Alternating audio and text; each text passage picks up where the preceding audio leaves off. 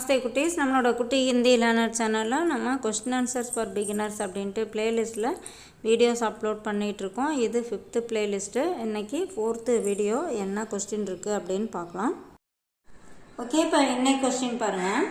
உஸ்கே பாத் அதற்கு பிறகு ஹம் கியா கரும், நாங்கள் என்ன செய்வோம்.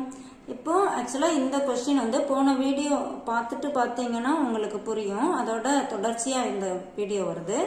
போன வீடியோவில் பார்த்தீங்கன்னா குழந்தைங்க வந்து ஊருக்கு போகிறத பற்றி டிஸ்கஸ் பண்ணிகிட்டு இருப்பாங்க. அதாவது சம்மர் ஹாலிடேஸ் 2 மாதம் இருக்கு இல்லையா, அதுக்கு ஊருக்கு போகிறத பற்றி பேசிகிட்டு இருப்பாங்க. அப்போ மாமா வீட்டுக்கு போகிறதா பிளான் பண்ணுறாங்க.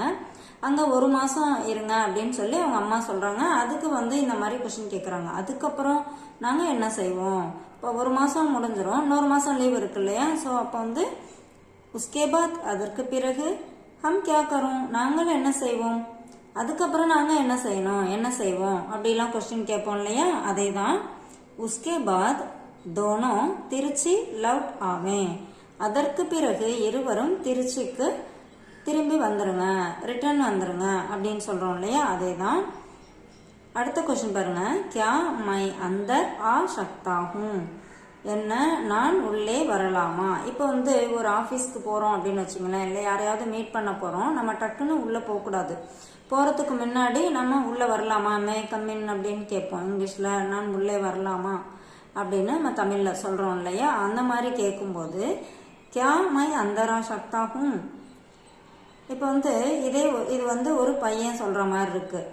கியா மை அந்தர் ஆ சக்தாகும். இதே ஒரு பொண்ணு சொல்கிற மாதிரி இருக்குது அப்படின்னா கியா மை அந்தரா சக்தி ஹூம் அப்படின்னு வரணும் இந்த கொஸ்டினில். இப்போ இதுக்கு ஆன்சர் பாருங்கள். படி பிரசன்னதா சே ஆயியே, ரொம்ப ஹாப்பியாக வாங்க. அதாவது நீங்கள் வரதுல எங்களுக்கு ரொம்ப சந்தோஷம், உள்ளே வாங்க அப்படின்னு சொல்கிற மாதிரி சொல்லுவோம் இல்லையா, வித் ப்ளஸ் அப்படின்னு சொல்லுவோம்.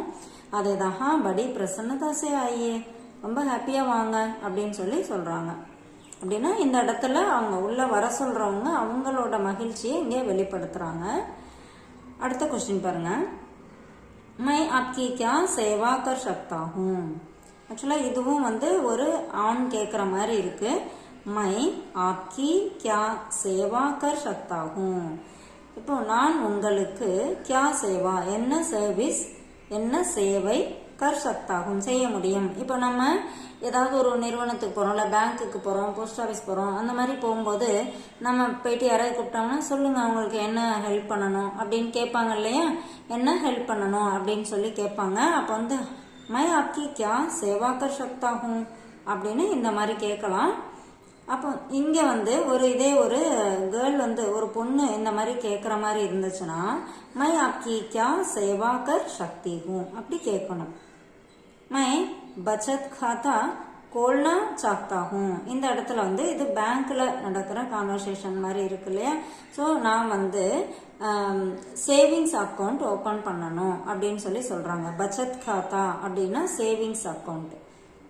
கோல்னா சாக்தா ஹூம் திறக்க விரும்புகிறேன், அதாவது சேவிங்ஸ் அக்கௌண்ட் ஓப்பன் பண்ண விரும்புகிறேன் அப்படின்னு நம்ம சொல்றோம் இல்லையா. அதே தான் இதே கரண்ட் அக்கௌண்ட் அப்படின்னு சொல்லணும்னா நான் கரண்ட் அக்கௌண்ட் ஓப்பன் பண்ணணும் அப்படின்னு சொல்லணும்னா மை சாலு காத்தா கோல்னா சாக்தா ஹூம், நான் கரண்ட் அக்கௌண்ட் ஓப்பன் பண்ண வேண்டும். இப்போ இந்த இடத்துல இதே ஒரு கேர்ள் வந்து இந்த இடத்துல ஆன்சர் பண்ணுற மாதிரி இருந்தால் மை பச்சத் காத்தா கோல்னா சாக்தி ஹூம் அப்படி வரணும். இந்த மாதிரி கொஸ்டின் ஆன்சர் எல்லாமே நமக்கு எப்படி வேணுமோ அந்த மாதிரி ஆன்சர் மாற்றி சென்டென்ஸ் கிரியேட் பண்ணி பேசி பார்த்தீங்கன்னா லாங்குவேஜ் ஈஸியாக கற்றுக்கலாம். தேங்க்யூ.